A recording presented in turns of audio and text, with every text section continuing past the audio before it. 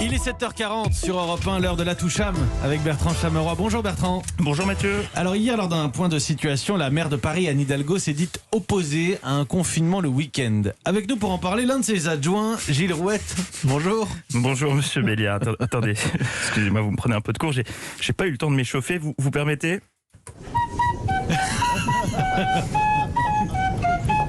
Voilà, je suis prêt. Quelle était la question? Alors Anne Hidalgo est donc opposée à un confinement le week-end et déclare par ailleurs n'avoir jamais proposé de confinement strict de 3 semaines pour Paris.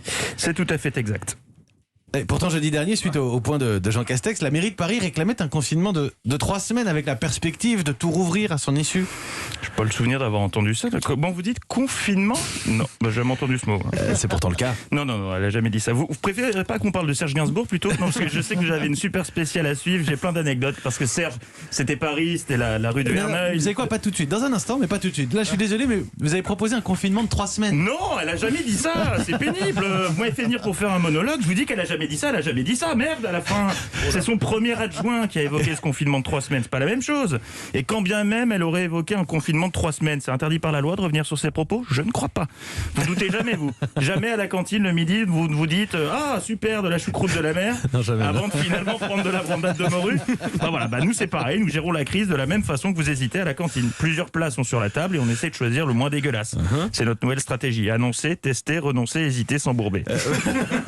Vous ne prendriez pas un peu les Parisiens pour des lapins là depuis 6 semaines? Non, des lapins de 6 semaines. Des lapins de 3 semaines, monsieur.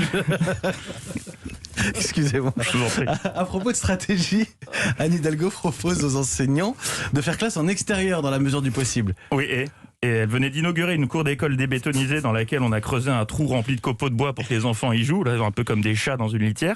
Et c'est là qu'elle s'est dit que le plein air, ce serait une bonne idée. Alors après, au moment où l'idée lui est venue, il faisait grand soleil et doux. Alors je sais ce que vous allez me dire, la météo se dégrade. Merci Laurent Cabrol, je suis au courant. Mais c'est quand même pas de la faute d'Anne Hidalgo si on perd 10 degrés en 48 heures, non? Le paramètre météo a été pris en compte et c'est pourquoi avec chaque établissement, nous agirons au cas par cas. C'est-à-dire? Au cas par cas. Une par cas par enfant, ça les protégera de la pluie. Et nous recommandons aux parents de les fournir en cache-nez, doudoune, damar et autres cagoules parce que le -2 de vendredi, il va piquer, je vous préviens. Allez, sur ce, bonne spéciale et comme dirait Serge Gainsbourg, on ira où tu voudras quand tu voudras. Non, ça c'est Joe Dassin.